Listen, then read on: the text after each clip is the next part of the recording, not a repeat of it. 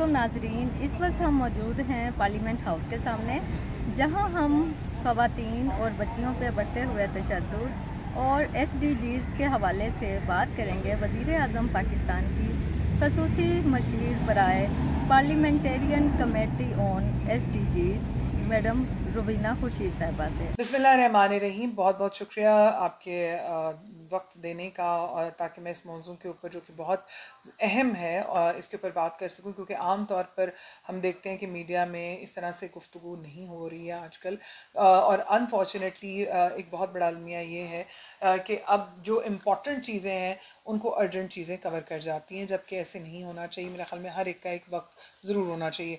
अब जहाँ तक आपने बात की क्या कवानीन है, किस तरह से हम काम करें, तो मैं आपको बताती चलूँ कि पाकिस्तान जो पार्लियामेंट का SDG सेक्रेटेरिएट है, हमने क्योंकि ये एक ऐसा है कि जो चारों सूबों और दोनों लेजिस्लेटिव असम्बलीज़ को साथ लेकर चलता है SDG सेक्रेटेरिएट। हम उनको इंगेज करते हैं, जिसके लिए हमने नेशनल मीटअप कॉन्फ्रेंस भी की, जिसमें तमाम तर सूबों को, दोनों लेजिस्लेटिव असम्बलीज़ को हमने पास बुलाया और हमने जॉइंट कम्युनिके साइन किया, जिसके अंदर ये था कि हम किस तरह से किन किन चीज़ों पर काम करेंगे। साथ साथ मैं आपको ये बताती चलूँ कि पाकिस्तान SDG सेक्रेटेरिएट ने एक रिसर्च प्रॉपर्ली जो है वो तरतीब दी है अपने तमाम तर लोगों के लिए, जो है नेशनल और इंटरनेशनल तमाम लोग जो हैं वो इससे सेर हासिल रिसर्च ले सकते हैं। उसमें ये है कि पाकिस्तान में 1973 से लेके 2021 तक कौन कौन सी लेजिस्लेशन जो है, बल्कि आगे जो है आने वाले साल में भी क्या क्या कानून साजी हुई है, किस किस तरह से काम हुआ है, इंटरनेशनल टूल कमिटमेंट्स क्या थी और हमारी जो नेशनल टूल किट्स थी वो क्या थी, कौन सी गवर्नमेंट ने उस पर क्या काम किया और कौन से गोल के मुताबिक कौन सा कानून हमारे पास मौजूद है। तो ये तमाम तर चीज़ें जो हैं वो हमारी उसमें आ जाती हैं, जिसमें जेंडर भी आता है, हरासमेंट का भी आता है, जुल्म और तशद्दुद की जो बात है वो भी आती है। अब जब आपका सवाल है ख़वातीन पे बढ़ता हुआ जुल्म और सितम, उसको हम किस तरह से लेके देख रहे हैं, क्या कर रहे हैं, देखिए मैं ये समझती हूँ कि खातून जब तक खुद जुल्म बर्दाश्त करती रहेगी उसको कोई जुल्म से निकाल नहीं सकता। कानून मौजूद है, उसका इदराक करने वाले इदारे मौजूद हैं, सोशल मीडिया आपके पास मौजूद है, पार्लियामेंट मौजूद है, आपके पास पुलिस स्टेशंस मौजूद हैं। बात है आवाज़ उठाने की। आप जब तक अपने हक़ के लिए ख़ुद नहीं बोलेंगे, कोई बाहर से आके आपकी आवाज़ को नहीं सुनेगा, क्योंकि किसी को पता नहीं चलेगा। तो मेरे ख्याल में एक तो सबसे पहले ये बहुत ज़रूरी है। और दूसरी बात, जहाँ तक इदारे क्या काम करें, SDGs क्या काम करें, तो हम जैसे वुमेन पार्लियामेंटेरियन कॉकस है, हम उनके साथ एंगेज होकर भी काम करें, जो हमारी स्टैंडिंग कमेटीज़ हैं उन पर बात कर रहे हैं। और मैं तो अब बात करती हूँ वुमेन राइट्स से ज़्यादा कि we are as equal as to man, so we need to talk on the gender equality. So Pakistan, मैं समझती हूँ जब दुनिया के दूसरे ममालिक में भी हम जाते हैं तो मुझे बड़ी खुशी और फ़ख्र भी होता है। मैं ये नहीं कहती कि पाकिस्तान की पिक्चर कोई बहुत आला है, लेकिन मैं ये ज़रूर कहना चाहती हूँ कि पाकिस्तान की औरत बहुत मजबूत, बाहिम्मत और बाइरादा है। और जहाँ पर बात आती है कि बहुत सारे डेवलप्ड कंट्रीज़ जो हैं इंटरनेशनल, अगर हम उनकी बात करें तो वहाँ पर आज भी इक्वल वेजेस को लेके चीज़ें चल रही हैं, चैलेंजेस चल रहे हैं, इक्वल उसको वेजेस को लेके, पोजीशंस को लेके, पार्लियामेंट्स में लेके। तो पाकिस्तान की जो ख़वातीन हैं माशाल्लाह, उनकी नुमाइंदगी भी बाहर जगह पर मौजूद है और वो मल्टीटास्किंग भी कर रही हैं। और मुझे फ़ख्र है इस बात पे कि हमारी औरत बहुत मजबूत है। ज़ाहिर है पाकिस्तान की पहली मुस्लिम उम्मा में पहली खातून वज़ीर आज़म बेनज़ीर भुट्टो शहीद साहिबा, वो भी आई, हम सब ने देखा। बेगम फ़ातिमा जना जो हैं उनको हमने देखा, बेगम लियाकत अली। तो हमारी तो तारीख़ जो है वो इन चीज़ों से भरी हुई है। तो मेरे ख्याल में आज भी वही बात है कि हमारी औरत बहुत मजबूत है। Out of the school children जो हैं उनके लिए मैं आपको ये बताती चलूँ कि हम प्रॉपर्ली काम भी कर रहे हैं। हम तमाम तर, देखिए पार्लियामेंटेरियंस जो हैं उनका काम है लेजिस्लेशन करना और ओवरसाइट करना। Implementation is not our side.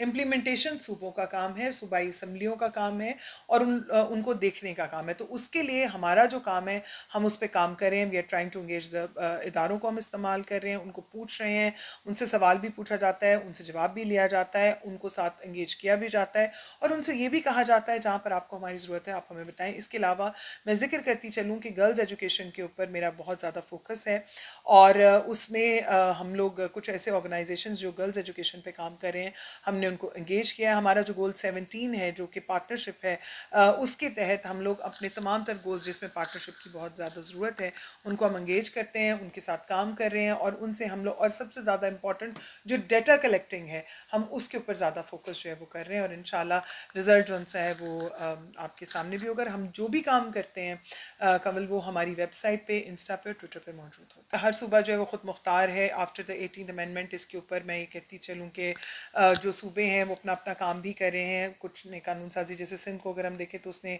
भी काफ़ी लीडिंग रोल अदा किया है इसके अंदर, कम उम्री की शादी में और सज़ा पे और इन तमाम चीज़ों पे। तो उसके लिए SDG secretariat of parliament of Pakistan जो है, हम लोग ये काम कर रहे हैं कि हम चारों सूबों और दोनों लेजिस्लेटिव असम्बलीज़ को बुला रहे हैं और हम ये चाहते हैं कि जो, अगर एक सूबा, ऐसा तो नहीं हो सकता कि एक सूबे में कोई कानून और है, दूसरे में और होना चाहिए, तीसरे में और होना चाहिए। जो चीज़ें बेहतर हैं और अगर उनको साथ एक दूसरे की बेस्ट प्रैक्टिसेस को लेकर काम किया जा सकता है तो सीखने में तो कोई हर्ज नहीं और कोई कबाहत नहीं, क्योंकि सीखने की तो कोई उम्र नहीं होती। You can learn any time. हमारी, मैं बड़ी फ़ख्र से और खुशी से आपको बताना चाहूँगी कि हमारी बड़ी चाइल्ड राइट्स की जो चैम्पियन है महनाज अजीज़ साहिबा, वो इस गोल को लीड भी कर रही हैं, वो इस पे काम भी कर रही हैं और इंशाल्लाह बहुत जल्दी आपको पता चलेगा कि पार्लियामेंट में चाइल्ड राइट्स और इसके ऊपर जो है प्रॉपर एक कॉकस जो है वो डेवलप होने जा रहा है।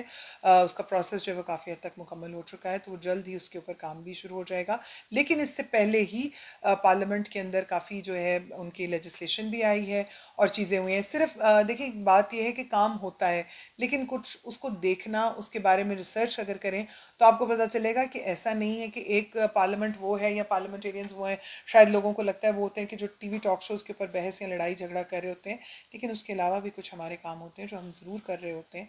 उनको ज़रूर देखिए, जानिए, समझिए, तो आपको ख़ुद पता चल जाएगा। जहाँ तक बात है वट्टा सट्टा की, बात है इम्प्लीमेंटेशन की, बात है जुल्मों की, खुला की, जहेज़ की, मैं तो समझती हूँ जहेज़ भी एक बहुत बड़ी लानत है। अगर आप उसको प्रॉपर तरीके, जिस तरह से लोग करते हैं कि बच्चियाँ, कई गरीब बच्चियाँ जौन सी हैं वो उनके सरों में चांदी उतर आती है और शादी की उम्र गुजर जाती है और नहीं होता। लेकिन देखिए, this is something which is very much important. ऐसा नहीं है कि पाकिस्तान में कानून साजी नहीं है। अगर आप कानून की किताब उठाकर देखें पाकिस्तान की, तो आपको पता चलेगा कि इतना खूबसूरत आइन है इस मुल्क का। बात है उस आइन को पढ़ने की, हर शहरी को उसके बारे में जानने की, हर शहरी को उस पर काम करने की और अपने हक़ को पहचानने की। सो चीज़ें मौजूद हैं, अपने हक़ को लेना जानिए। आप अपने आए, और मैं नहीं समझती कि आप अगर प्रिपेयर्ड होकर जाएं तो कोई आपको रोक सकता है या कोई आपको टोक सकता है, कोई आपको कुछ कह सकता है। आप अगर प्रिपेयर्ड हैं तो इंशाल्लाह चीज़ें होती हैं, मैनेज भी होती हैं, काम भी होता है, प्रॉपर तरीके के साथ होता है, कानून मौजूद हैं। आप अपने हक़ के लिए आवाज़ उठाएँ और कानून वहाँ पर मौजूद होगा। अगर कोई लापरवाही करता है या आपको उस तरह से डील नहीं प्रॉपरली करता, आपको तंग करता है, तो मेरे ख्याल में अब तो सबसे ज़्यादा आवाज़ जो है गैजेट्स के थ्रू, सोशल मीडिया के थ्रू, तो कोई भी उठता है तो उसको एक दूसरे को नंगा जहाँ पर करते हैं, एक दूसरे की इज्जत उछालते हैं, पगड़ियाँ उछालते हैं। तो वहाँ पर अगर सही चीज़ों के लिए भी आवाज़ उठाई जाए तो ऐसा नहीं होता कि आवाज़ नहीं सुनी जाती। आवाज़ तो वहाँ पर भी सुनी जाती है। जहाँ तक हमारे SDGs का ताल्लुक है, हम इस पर प्रॉपरली काम कर रहे हैं, हम कोशिश भी कर रहे हैं, क्योंकि this is moreover belongs to the social mechanism, social and civic responsibility की बात है। तो जब इंसान सोशल और सिविक रिस्पॉन्सिबिलिटी को, और सबसे बढ़कर आप जिस मुल्क में रहते हैं वो मुल्क का आइन, और उसके बाद आप देखें मुल्क का आइन आपको क्या कहता है, तो आइन तो बड़ा वाज़ेह है। और आइन ही नहीं, आपका जो मज़हब है वो इस पे बिल्कुल वाज़ेह है कि हमें एक किस तरह से अपनी बेटियों का ख्याल करना है, उनके हक़ को किस तरह से देखना है। तो मेरे ख्याल में अब आँख, खुद ही हम कबूतर की तरह आँखें बंद रखें और कहें कि सब अच्छा है, जो हम कह रहे हैं वो अच्छा है, तो ऐसा नहीं है। मेरे ख्याल में हमें हर चीज़ की राह जो है वो बड़ी आसान और सहल है। शुरू से हम बाबे आदम से सुन रहे हैं कि अगर औरत सेहतमंद होगी तो घराना सेहतमंद होगा। टीवी पे इश्तिहार भी चलते हैं, बहबूद आबादी के भी इश्तिहार चला करते थे, तलीम बालगा के भी इश्तिहार जो है वो चलते थे। फिर वही बात आ जाती है कि social and civic responsibility, number 1। Number 2 ये कि कम उम्री की शादी और कम उम्री में बच्चों को पैदा करना। मेरे ख्याल में सबसे ज़्यादा ज़रूरत है मासेस को इंगेज करने की। जब तक आप मासेस को इंगेज नहीं करेंगे, उनको उनकी रिस्पॉन्सिबिलिटी नहीं बताएंगे, चीज़ों में फ़र्क नहीं आएगा। क्योंकि शायद कोई मेरी और आपकी बात को उस तरह से ना सुने, लेकिन एक मासेस से निकली हुई बात जो है जब सुनी जाएगी तो उसका असर जो है वो बहुत दूर तक जाता है, बल्कि बहुत लंबा चलता है। So I think we need to engage them. और ये सेहत से रिलेटेड, क्योंकि अगर माँ ही नहीं रहेगी तो बच्चे कैसे पलेंगे। माँ के बगैर तो बच्चे की ज़िंदगी क्या है, हम सब जानते हैं कि अगर माँ ना हो तो कितनी तकलीफ़ होती है, कितनी परेशानी होती है। तो आई थिंक माँ का होना बहुत ज़रूरी है, और सेहतमंद माँ होगी, सेहतमंद बच्चा होगा, सेहतमंद तवाज़ुन होगा, सेहतमंद घराना होगा। तो इन चीज़ों पे जो है बिल्कुल फोकस भी है और हम बात भी करें। और इसके अंदर जैसे मैंने जिक्र किया नेशनल मीटअप का, तो नेशनल मीटअप जो है ऐसे तमाम चीज़ों पे बहुत जो है वो असर रखते हैं। ये जो इंतज़ाम तफ्तीश की बात आपने की, मैं ये समझती हूँ और मैं बहुत सख्ती से इस पे बात करती हूँ कि इसको स्टेट को ओन करना चाहिए। इसके ऊपर कोई माफ़ी तलाफ़ी नहीं होनी चाहिए। अगर ख़ातून दुनिया में नहीं रही, कोई हक नहीं है किसी को कि अगर उस औरत पे जिस पे तेज़ाब गिरा, तेज़ाब गर्दी हुई, जिस पे दहशत गर्दी हुई, जिसको रेप किया गया, जिस पे जुल्म किया गया, वो नहीं रही, तो मैं आप कौन होते हैं माफ़ करने वाले? माफ़ करने वाली तो अल्लाह की ज़ात है। क्या एक बेगुनाह पे जुल्म किया गया या जिस तरह से उसकी ज़िंदगी को ज़िच किया गया, ख़त्म कर दिया गया, तबाह कर दिया गया, क्या किसी को हक हासिल है उसको करे? तो मैं ये समझती हूँ इसको स्टेट को ओन करना चाहिए और इस पे सख्त से सख्त तरीन सज़ा होनी चाहिए। जब तक हम एग्जाम्पल सेट्स नहीं करेंगे तब तक कोई हल नहीं होगा। मैं बहुत वाज़ेह हूँ इस पे। मैं ये समझती हूँ कि बहुत ज़्यादा ज़रूरी है, बहुत ज़्यादा ज़रूरी है कि हम तमाम तर जो लोग हैं उनको एंगेज करें, ठीक है। जैसे मैंने कहा मासेस को भी एंगेज करें और हम जो है प्रॉपर काम करें, तरीके के साथ काम करें। गरीब जो है उसका गरीब होना कोई जुल्म नहीं, मिनॉरिटी होना कोई गुनाह नहीं है। We have to watch and care, ये हमारा इंसानी फ़र्ज़ है, उनका हक है। मिनॉरिटी भी उतने ही इक्वल पाकिस्तानी है जितनी मैं या आप हैं यहाँ पे मेजॉरिटी। मिनॉरिटी और मेजॉरिटी का इससे कोई ताल्लुक नहीं, वो आपकी एक नंबर्स, मैं समझती हूँ कि नंबर्स में होना कि क्वांटिटी किसी की कम किसी की ज़्यादा है, लेकिन आईने पाकिस्तान तो सबके लिए एक है, सबके लिए एक है। उसके अंदर अगर कोई गुनाह करता है या कानून की खिलाफ वर्जी करता है तो वो उतना ही सज़ा का मुस्तहिक है। लेकिन ये जो जिनसी हरासगी करना या किसी को गरीब होने पे उस पर जुल्म और तशद्दुद करना किया जाता है, मैं ये समझती हूँ ये इसके लिए सख्त सज़ाएँ देनी चाहिए। माशरे को आज ये पाकिस्तान को पुरानी बातें नहीं हैं, मेरे ख्याल में जितना खूबसूरत पाकिस्तान का माशरा है जहाँ पे सब लोग मिलजुल कर रहते रहे हैं, आज भी ये मुल्क वही है। टॉलरेंस मैं आज भी समझती हूँ, आज कहीं पे आप आवाज़ उठाएं कि हमें एक दूसरे की मदद करनी है तो सब चले आएंगे। सैलाब हो, कश्मीर की बात हो, आफत आई हो, कोई परेशानी हो, सब लोग एक हो जाते हैं, अपने घरों से निकालते हैं, सब कुछ निकालते हैं। तो मेरे ख्याल में ज़रूरत जो है अपने बिहेवियर्स में चेंज लेके आने की है। हर चीज़ रियासत की जिम्मेदारी है भी और नहीं भी, कुछ जिम्मेदारियां हमारी भी हैं। जहां हम बात करते हैं अपने हक की, वहां पर हमें अपना फ़र्ज़ भी अदा करना है। मैंने ये अपनी एक गुजारिशात में गुजारिश भी पहले भी की थी, अब आपके तवस्सुत से फिर भी कह देती हूँ जो लोग सुन रहे हैं, कि कैंप्स के अंदर जहाँ पर आप मर्द हजरात को पॉइंट करते हैं वहाँ पे ख़वातीन हजरात जो हैं उनको भी, ख़वातीन को भी लेकर आना चाहिए ताकि ख़वातीन को ख़वातीन डील करें।